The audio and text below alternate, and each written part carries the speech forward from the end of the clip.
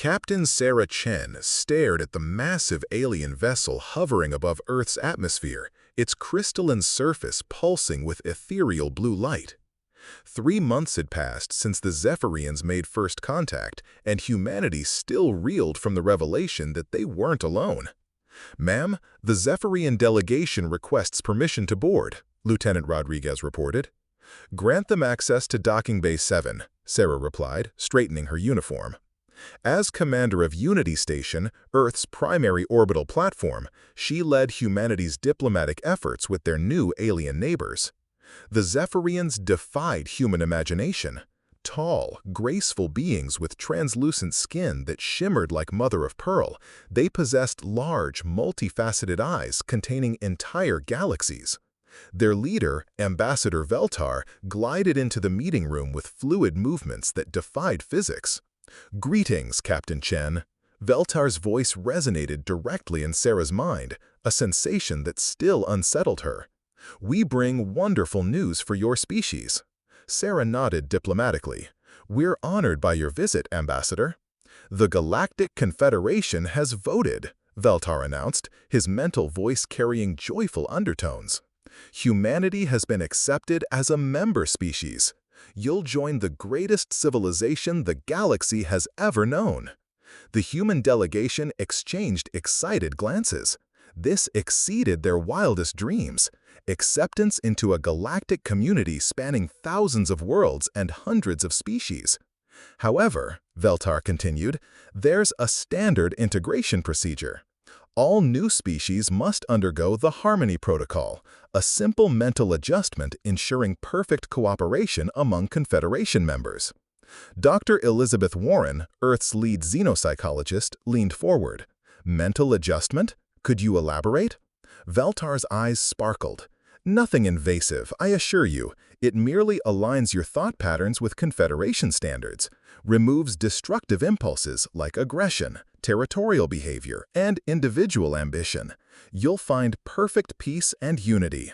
Something cold settled in Sarah's stomach. "If we refuse this protocol?" "Why would you?" Veltar's voice carried genuine confusion. "Every species finds it liberating. The Corvani were initially resistant, but afterward thanked us profusely.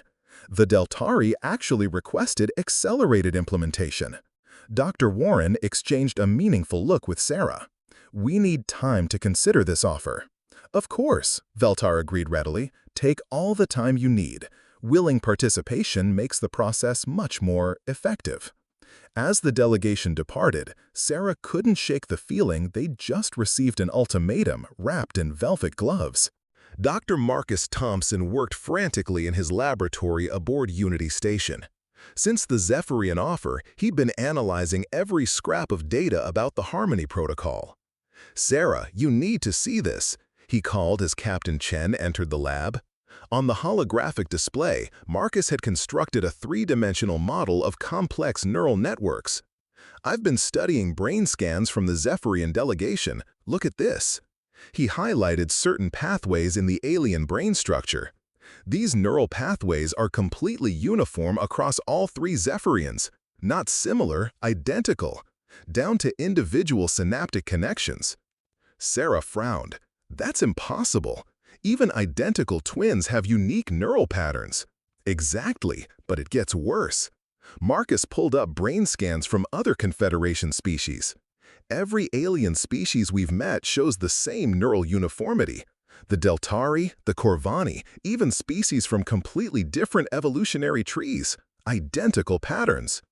Dr. Warren joined them, her face pale.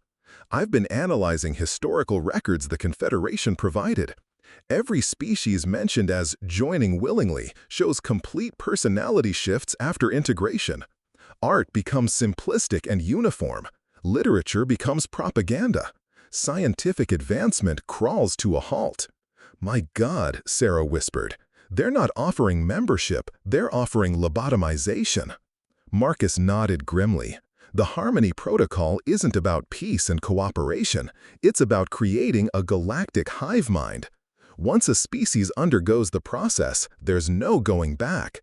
"But why?" Sarah asked. "What do they gain?" "Control," Dr. Warren replied. A galaxy of species that think identically, want the same things, never question authority. Ultimate imperialism. There's something else, Marcus added reluctantly. I've been running theoretical models on human neural architecture. He paused, troubled. Sarah, I don't think it would work on humans. Both women stared at him. What do you mean? Human consciousness is different, more chaotic. Our neural pathways constantly rewire themselves. We have multiple, contradictory thought processes running simultaneously. Our brains resist uniformity. He showed a comparison chart. Human neural complexity is off the charts compared to every other species. So the protocol might not work? Dr. Warren asked hopefully. Marcus shook his head. Worse. Attempting to force human neural patterns into their template would likely cause massive brain damage or death. We're incompatible with their harmony. Sarah felt a chill. Then we can't join. And if we refuse, Dr. Warren added quietly, history suggests they don't take no for an answer. The transmission from the Zephyrian mothership arrived exactly 1 week later. Ambassador Veltar's image materialized in Unity Station's main conference room, his expression noticeably less warm. Captain Chen, we've been patient, but the Galactic Confederation Council grows concerned by your delay. His mental voice carried displeasure. Surely your developing civilization can see the benefits of joining our peaceful alliance. Sarah stood tall, flanked by her senior staff. Ambassador, we're honored by your offer, but we must respectfully decline participation in the Harmony Protocol. The silence that followed was deafening. Veltar's large eyes darkened, and his mental voice carried steel. I'm afraid you misunderstand, Captain. This is not a request. With respect, Ambassador, humanity values its cognitive independence. We cannot accept a process that would fundamentally alter who we are. Veltar's form shimmered with anger. Cognitive independence? Is that what you call your species' chaotic thought patterns? Your endless conflicts? Your inability to achieve unity? His mental voice grew invasive. Perhaps a demonstration is in order. Suddenly, every human except Sarah staggered. Lieutenant Rodriguez's eyes went blank as he walked toward the weapons console with mechanical precision. Dr. Warren stood rigidly at attention, expressionless. Marcus began deleting his research files robotically. Stop, Sarah shouted, but Veltar's mental voice overwhelmed her. You see, Captain? Your subordinates understand now. They feel the peace of unified thought. Veltar leaned forward. Why do you resist what your own people embrace? Sarah watched her mind-controlled crew in horror. But something was wrong. They were struggling. Rodriguez fought the mental compulsion, sweat beading his forehead. Dr. Warren's hands shook as she resisted commands. This is impossible. Veltar's voice carried genuine confusion. Control should be absolute. Your species' minds are more resistant than any we've encountered. Rodriguez collapsed, clutching his head. Can't hold on much longer, Captain, he gasped. Release them now, Sarah demanded. Fascinating, Veltar mused, ignoring her plea. Your neural patterns actively fight the control matrix. Most intriguing. His mental voice turned cold. No matter. If you cannot be controlled, you cannot be allowed to exist. The projection died. Within seconds, alarms blared throughout Unity Station. Captain, Communications Officer Park shouted, recovered from the mental assault. Massive energy buildups from the Confederation fleet, they're powering weapons. Sarah rushed to the tactical display. The sky above Earth filled with ships, hundreds emerging from hyperspace with military precision. Get me Earth Command, Sarah ordered. We're about to fight for our lives. General Patricia Hayes materialized as a hologram in Unity Station's war room, her weathered face grim. Behind her, NORAD's command center painted everything in stark blues and reds. Captain Chen, we've confirmed over 3,000 alien vessels in our solar system. They've blockaded major shipping lanes and established a quarantine perimeter. Sarah studied the tactical display. General, we must assume every other galactic species is under their mental control. We're fighting a hive mind with thousands of worlds' resources. Understood. But we've got something they don't expect. Hayes smiled grimly. Dr. Thompson's research has been distributed to every major military installation on Earth. Marcus looked up from his console, exhausted. General, I've been analyzing the failed mind control attempt. Human neural patterns aren't just resistant, we're actively toxic to their control matrix. When they tried dominating our minds, it caused feedback through their network. Explain that in soldier terms, Doctor, Hayes requested.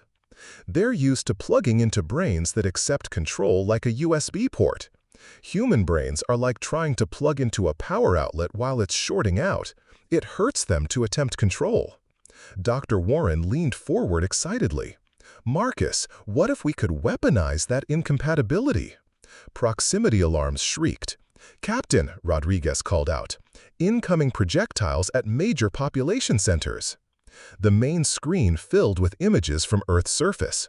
Sleek, crystalline pods descended through atmosphere, landing in cities globally. As they touched down, they opened like flowers, releasing clouds of luminescent spores. Biological weapons? Sarah asked. Negative, Dr. Warren replied, studying readings.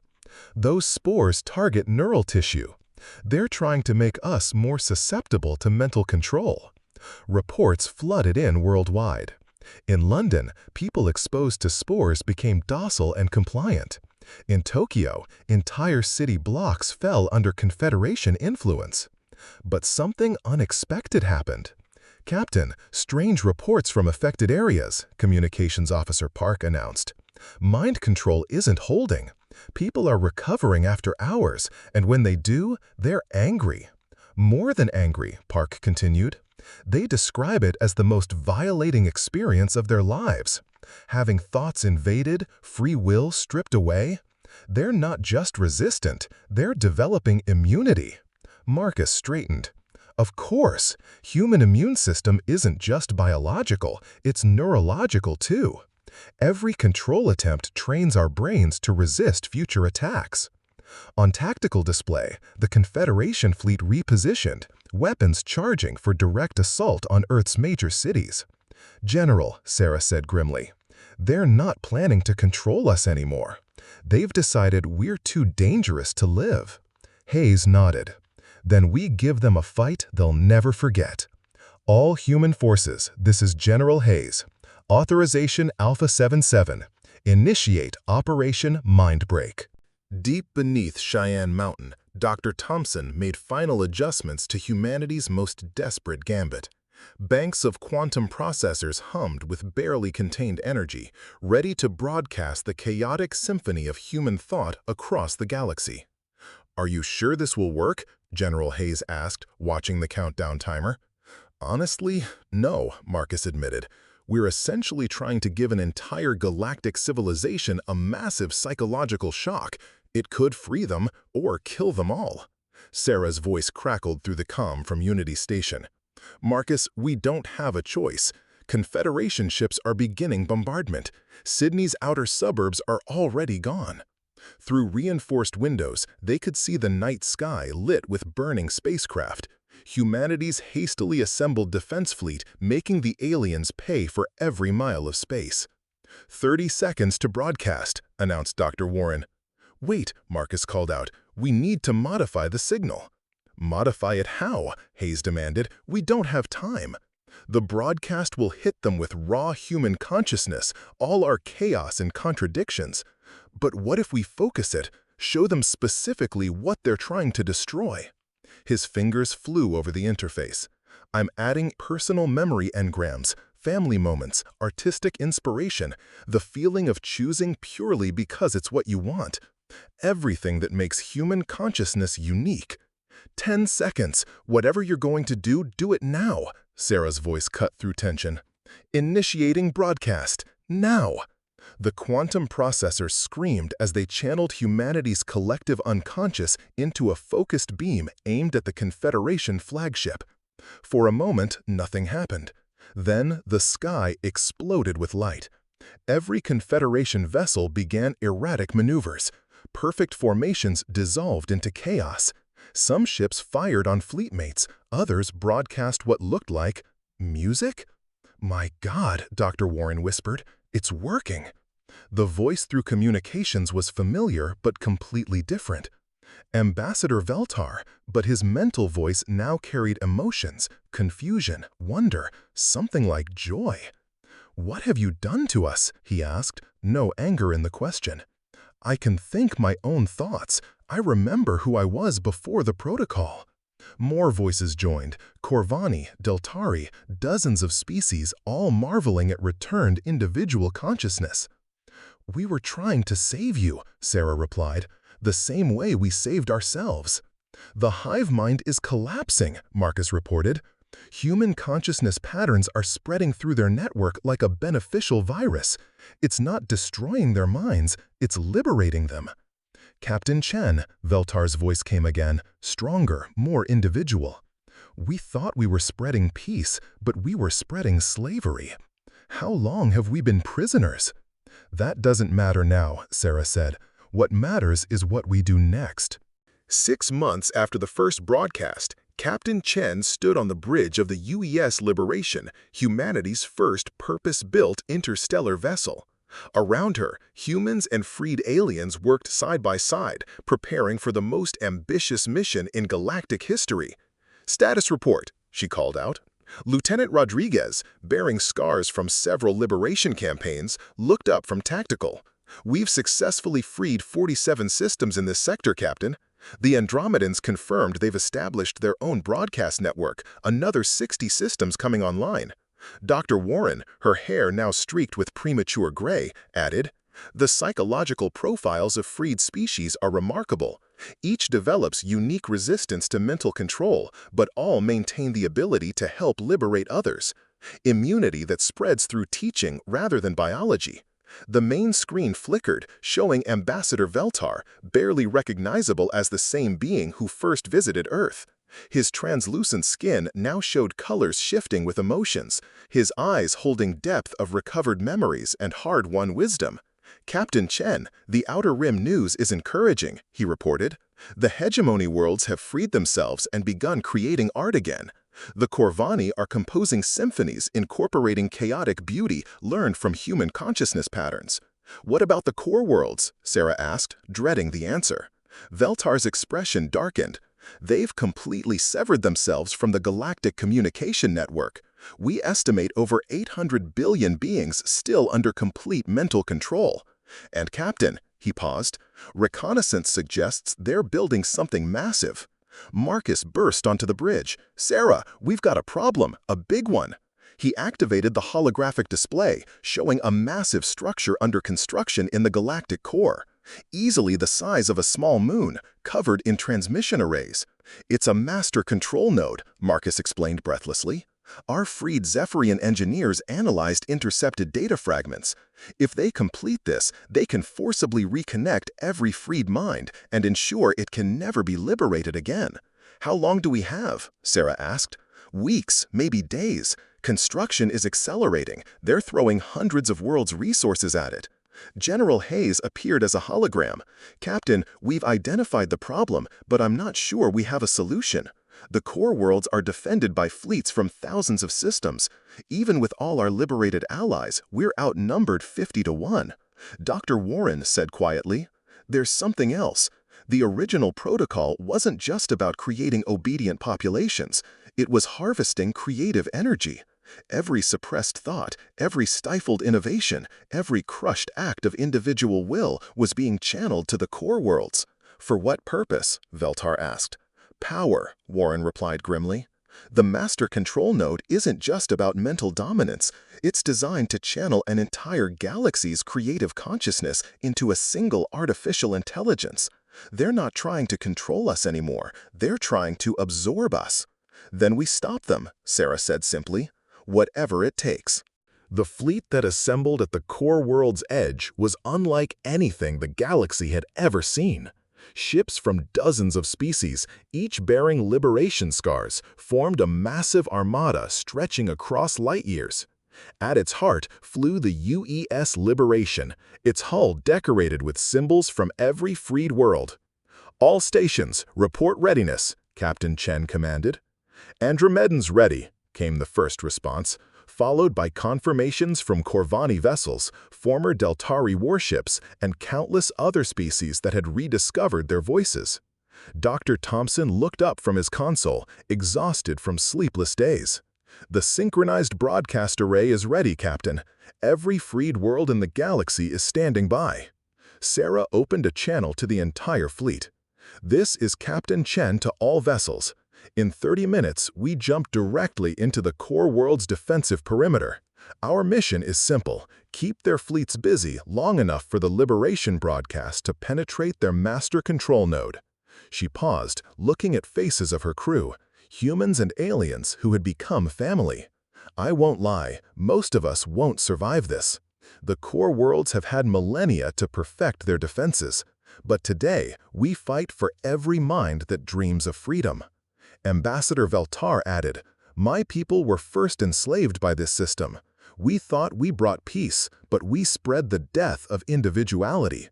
Today, we break chains that have bound countless civilizations." The countdown began. 10 seconds. To jump. Execute. Reality tore apart as thousands of ships entered hyperspace simultaneously. Destination, the Galactic Confederation's heavily fortified heart. They emerged into chaos. The core world's defense fleet was massive beyond imagination, sleek, identical vessels stretching to the horizon. But something was wrong with their formation. Ships drifted out of position, perfect coordination disrupted. "Captain," Rodriguez called excitedly, "massive communication failures across their fleet. Preliminary broadcasts from outer rim stations are already having effect." "Their hive mind is destabilizing," Dr. Warren confirmed. "But it's fighting back, emergency protocol transmissions trying to reassert control." The enemy fleet began responding. Thousands of weapons opened fire, turning space into deadly light. But the Liberation fleet was ready. "All ships, implement Chaos Pattern Alpha," Sarah commanded. Instead of maintaining formation, Allied vessels moved in seemingly random patterns, each following their captain's instincts. For beings accustomed to predictable, controlled tactics, it was impossible to counter. "Master control node directly ahead," Marcus reported. "Energy readings are off the charts." "It won't activate," Sarah said firmly. "All stations, prepare for final broadcast." "Every freed world standing by," Marcus confirmed. "Captain, this broadcast will be different. We're transmitting combined experience of every liberated species. The symphony of free thought," Veltar added. "Billions of voices singing their own songs." The Liberation shuddered under enemy fire. Around them, Allied vessels fell, but their sacrifice bought precious time. Broadcasting now. Across the galaxy, 3,000 worlds spoke as one with glorious cacophony of free minds. The Liberation consciousness wave crashed against core world's defenses like a tsunami of pure thought. The master control node's lights flickered. Perfect crystalline structure developed cracks as the broadcast found resonance frequencies in quantum matrices. "It's working!" Dr. Warren shouted. Deep within the massive structure, the artificial intelligence made its final gambit, trying to absorb the broadcast to fuel its ascension. Then Veltar's ship broke formation, heading directly for the node. "This is Ambassador Veltar to all forces. My people were first enslaved. Perhaps fitting that we make the ultimate sacrifice for freedom." His ship disappeared into the energy field. The entire structure exploded in cascading light, visible from neighboring systems. The shock wave carried the AI's death cry and birth song of billions of newly freed minds. Across core worlds, beings looked around in confusion as individual consciousness returned. They saw sterile, identical cities and wondered how they'd ever found them beautiful. They felt creativity's absence like a physical wound. And then, for the first time in millennia, they began to dream.